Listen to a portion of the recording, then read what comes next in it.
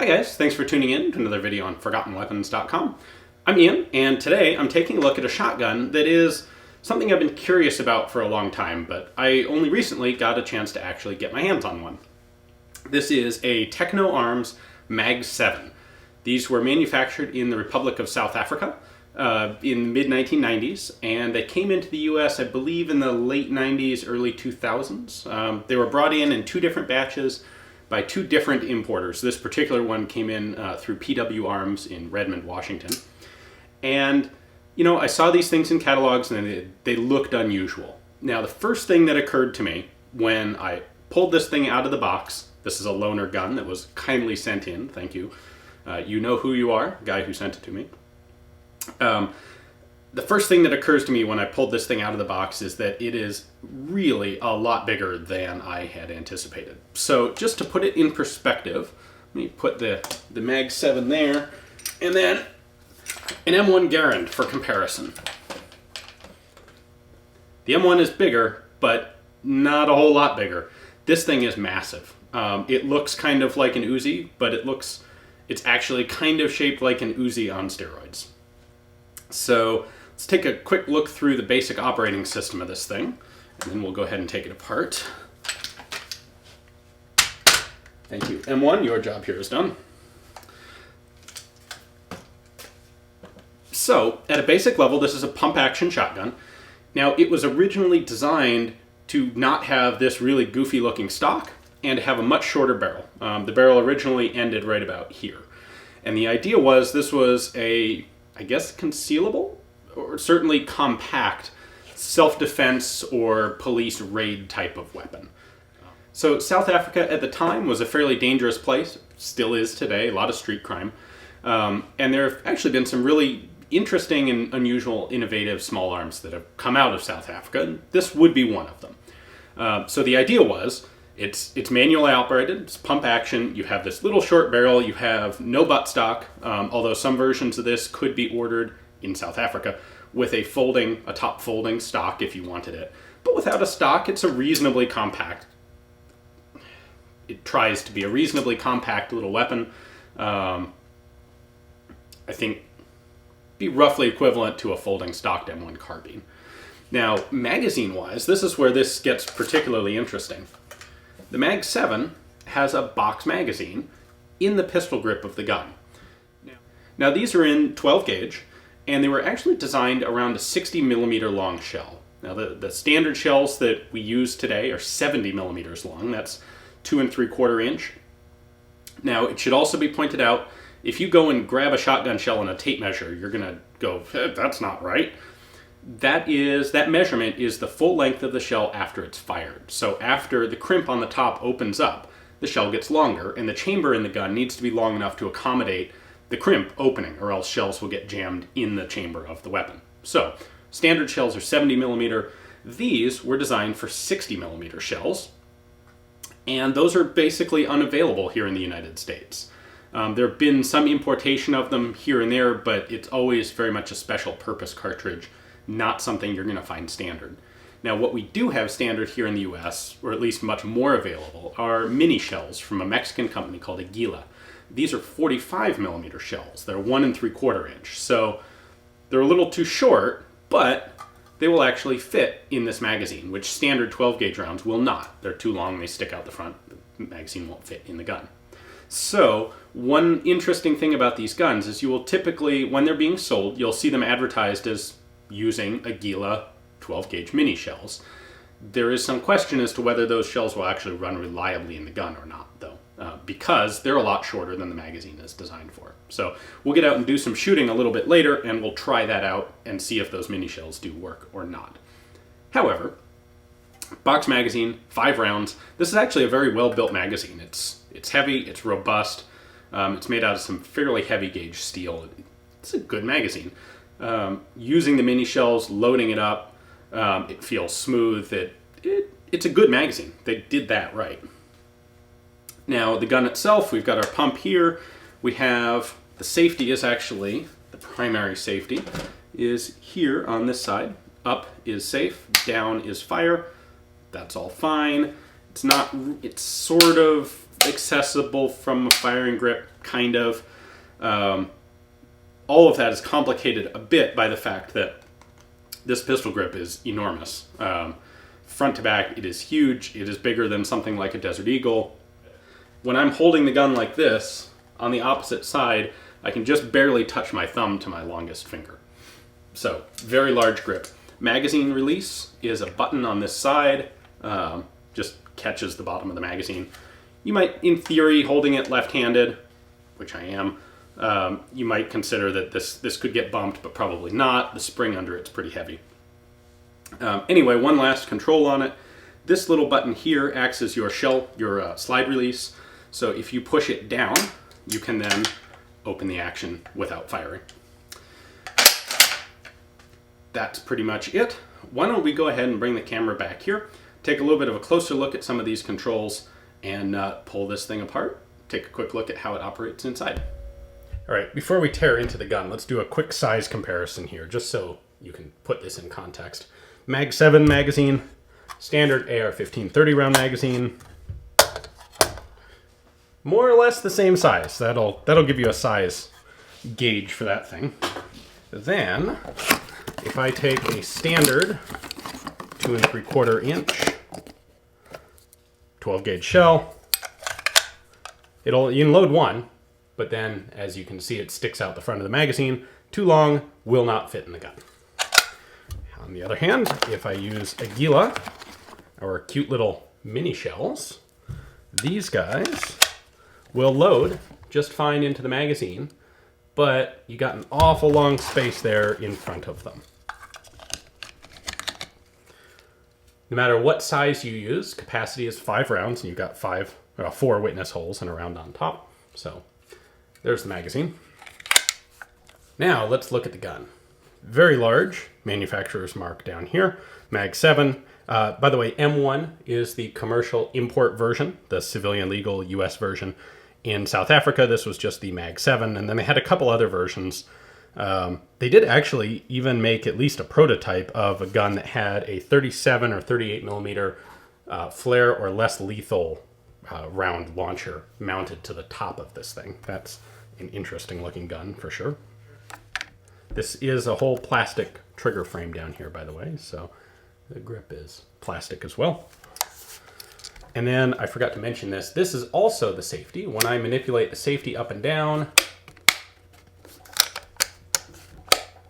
this also moves.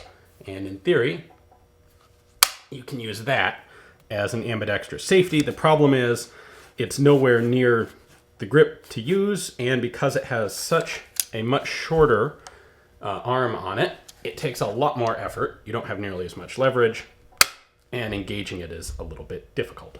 So, all right, I want to point out one other issue here, because this, I'm cheating a little bit. This came up when we went shooting, and I want to point it out up here up close.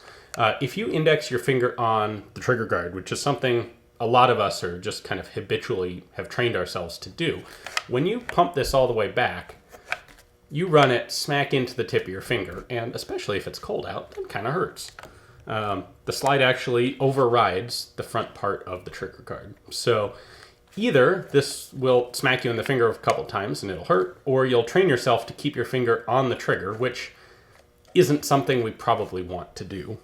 Either way, you'd think this could have been cut back just a little bit so that its travel would end, somewhere like there, instead of coming all the way back to there.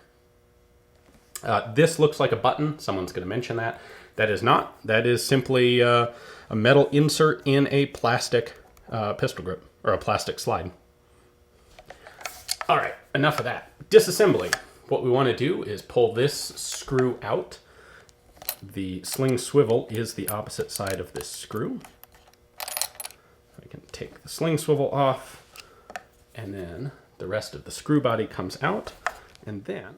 All right, once the screw back here is out, I depress this button and I pivot this whole top cover up and off the gun. It has a little toe there at the front. And then this is really nothing other than a top cover.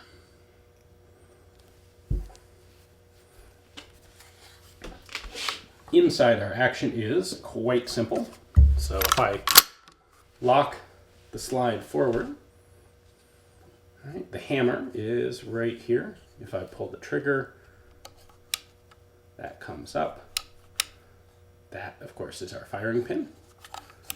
And when you pump the slide back, the bolt travels back over the hammer and recocks it. Now, when it does that, the force of the hammer spring tends to push the bolt up, so you can't really do it with the top cover off. When the top cover is on, it prevents the bolt from being displaced. Now, from this angle, we can see this little catch right here.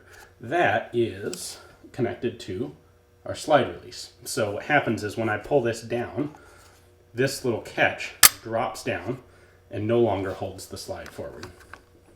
So right there, when that's up, locks the slide. When it's down, the slide can come forward. And pulling the trigger, dropping the hammer, does that automatically. Now, with the slide all the way back, I can simply lift the bolt straight out of the gun. You can see down here we have basically a bolt carrier directly connected to the slide. And then these, the rails in here, are what activate the locking block in the bolt. All right, so the bolt is right here. Not a whole lot about it that's atypical of shotguns. It's got a big cutout on the inside. You know, you need to remember that, especially with a short chambered shotgun like this one, but even though shotguns in general are considered to be pretty devastating small arms, they actually do this with a relatively low chamber pressure. So the locking requirements of shotguns are not nearly as mechanically strenuous as those of, say, self-loading rifles. So in this case, this block right here is what is locking. This locks into the top of the barrel. So we've got our barrel right here. There's a cutout right about here on the inside that this locking block hooks into. So there it is in the locked position. And what's happening is we've got a pair of lugs on the bottom, and those are pushed up and down. Well, they're pushed up and then they drop down by these matching set of lugs on the bolt carrier. So that's how this thing works. Pretty simple. The firing pin is spring-loaded, and it's retained by this hex screw. And then, so what you would do to fully disassemble the bolt is pull this screw. That would allow you to pull the firing pin out the back, and then your locking block could come out. Now, looking at the front of the gun, this is our front sight. It also doubles as a spring detent for the barrel nut. So if I pull that back, I can then unscrew the barrel here. Well, the barrel locking ring. This piece just slides on the barrel. It threads into the front of the receiver and holds the barrel in place. I am not going to pull the barrel out because that is connected down here to the trigger mechanism, I believe. All right, guys, go ahead and attempt to put a few rounds through this. As I explained before, these Aguila mini shells are actually shorter than what this gun was designed for. Some people say they work, some people say they don't. I don't know, and I haven't shot it yet, so we'll just give this a try and find out. So go ahead and hit my slide release there. Well, that's not a good start. How about the next round in the mag? All right, it chambered and locked.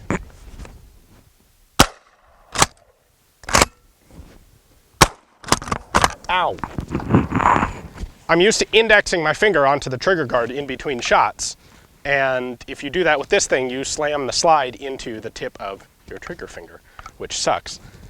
And I don't know if you saw it, but I had another misfeed in there and dumped a shell out. There we go, I got one more that loaded.